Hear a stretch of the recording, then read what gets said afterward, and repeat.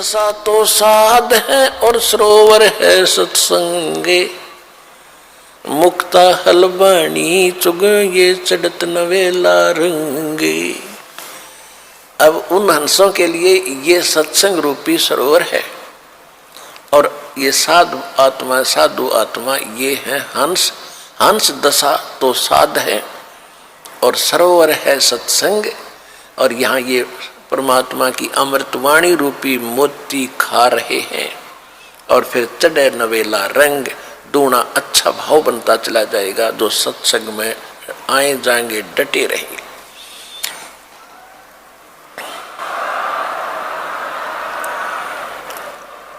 और हंस गवन करते नहीं, हंस गवन हंस नहीं जाते मान सरोवर छाड़े, ये कौवे उड़ उड़ जाते हैं वो खाते मांसाहार। तो जो पुण्यात्मा परमात्मा के चरणों में आगे ज्ञान समझ लिया, फिर संसारिक कार्यों में उनकी रुचि नहीं रहेगी। कौन से कार्य? जो कुरीतियां हैं, विवाह शादी में बकवाद नाचना गाना, दहेज दे का अपनी फोकट में बनाना, फिर कर्जे में दबा रहना, ये इस तरह की बकवादें, शराब मांस तमाकू और इन राजनीति में धक्के खाना, ये हंस नहीं करेंगे, भक्त नहीं कर सकता। वो तो कव्य जैसे लोग हैं जिनको वृत्ति ही गलत है, वो ही सत्संग छोड़ के इन बकवादों में जाते हैं। अब फिर क्या बताते हैं? द्वार धनी के पड़ा रहे और धक्के धनी के खावे, 100 काल झकझोल ही पर द्वार छोड़ ना जावे। इस मार्ग में सफल होने का एक फार्मूला बताया है कि जब ज्ञान हो जाता है, परम संत की पहचान हो जाती है, कहते हैं द्वार धनी के पड़ा रहे और धक्के धनी के खावे। आवे और जावे भगवान के चरणों में, और चाहे कितने ही आपत्ति आप पर काल देवे, जैसे संसारिक, क्योंकि आपने नाम ले लिया, अब धीरे धीरे आपका सब संकट दूर होने लगेंगे।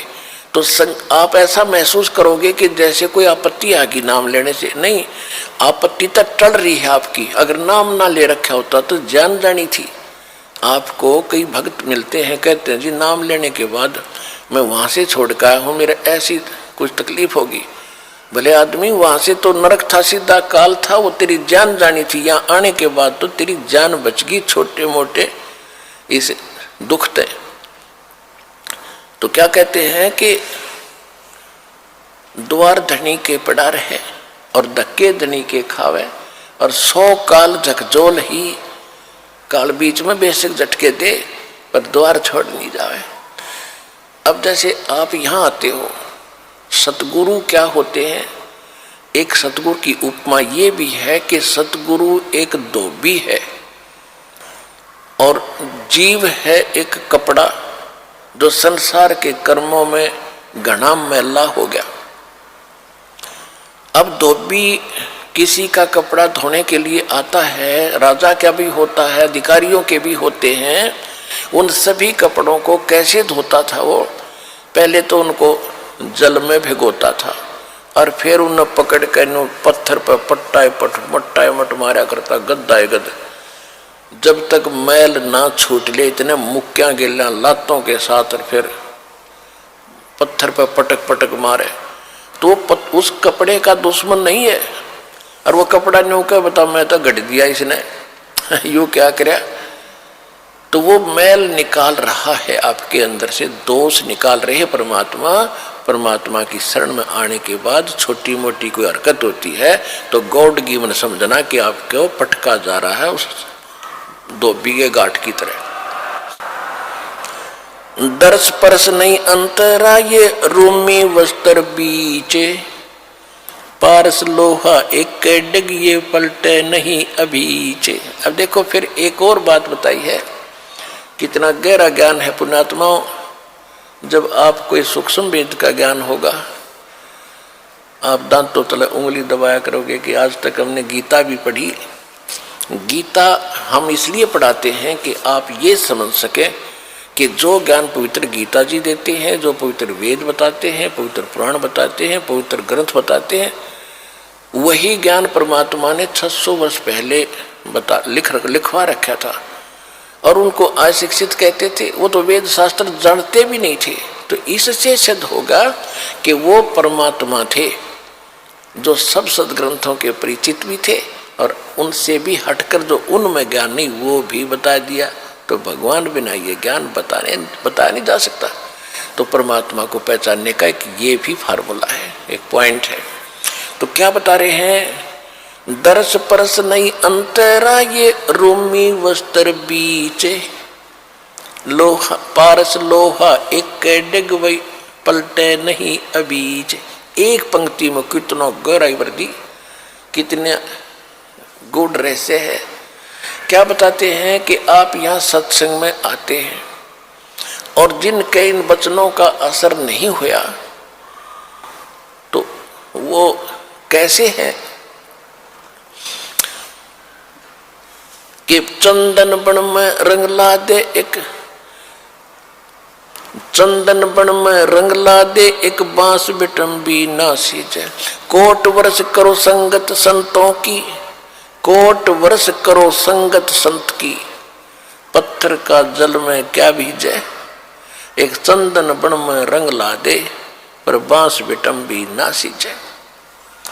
क्या बताते हैं कि जैसे सत्संग में भी आते हैं और फिर विकार भी करते हैं, उनके बारे में बताया है कि जैसे करोड़ वर्ष करो संगत संत की, संतों की, पत्थर का जल में क्या भीजे।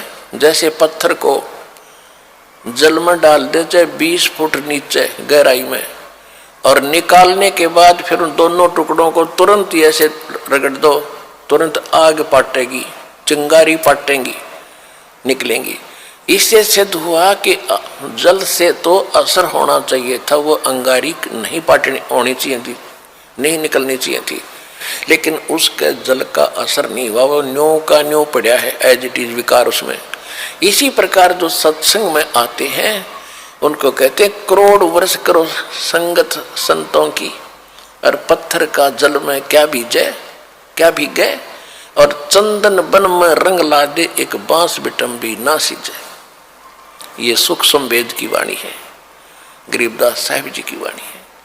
क्या बताया कि जैसे चंदन का पेड़ होता है, आसपास के चाहे नीम हो, जंडी हो, कोई पीपल हो, उन सभी आसपास के पेड़ों को अपनी महक छोड़ छोड़ के अपनी सुगंध युक्त कर देता है, और वो भी चंदन जैसी महक देने लग जाते हैं। लेकिन बांस बंबू जिसकी लाठी बने हैं, कहते वो बांस चाहे उसका साथ उग गया चंदन का, बांस का असर नहीं होता। तो क्या बताते हैं कि कोट वर्ष करो संगत संतों की, और पत्थर का जल में क्या भीजे, और चंदन बन में रंग ला दे एक बांस बिटम्बी ना सींचे।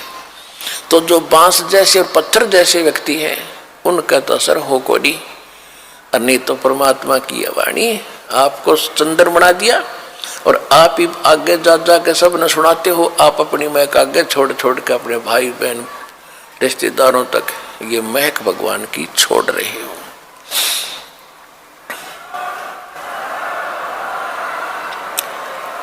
अब क्या बताते हैं कि यहां आते भी हैं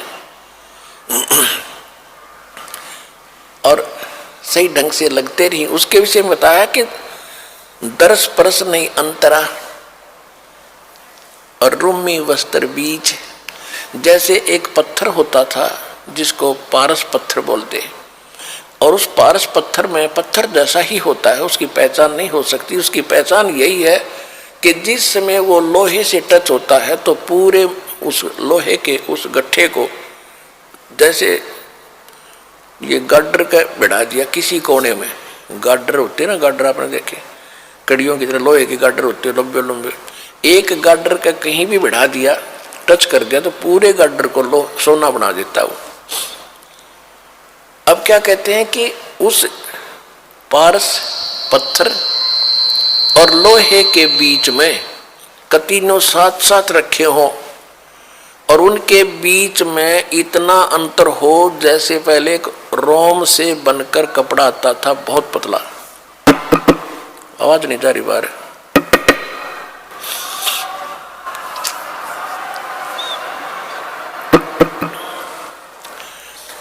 पहले अब क्या कहते हैं कि यदि पत्थर को, उस पारस को और लोहे को बिल्कुल निकट रखा हुआ है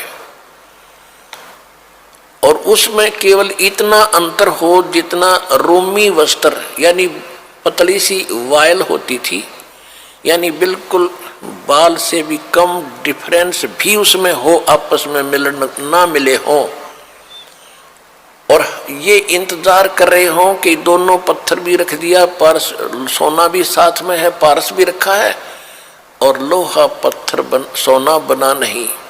कहते रूमी वस्त्र अंतरा और पारस लोहे बीज, और कहते दर्श परस नहीं अंतरा रूमी वस्त्र बीज, और पारस लोहा एक कर डेग फिर पलटे नहीं अबीज।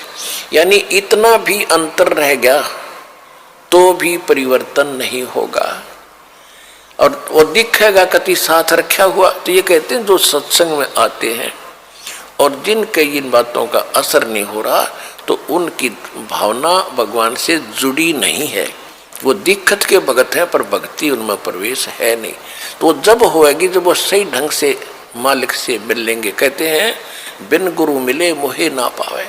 गुरु के प्रति जब आपका ऐसा भाव बनेगा और तब परमात्मा में कि आपके अंदर वो भक्ति और ये ज्ञान संतरित होता है।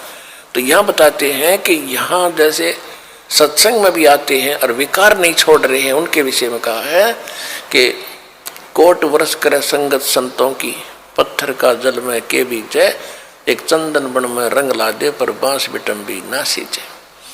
तो आप चंदन हो, आप ये दास चंदन है और आप परमात्मा के पेड़ हो, वो पौधे हो जिनका असर हो गया, और बांस रूपी जो व्यक्ति हैं उनका असर नहीं होता, वो तो काल के जाल में रहेंगे, मरण दे। अब क्या बताते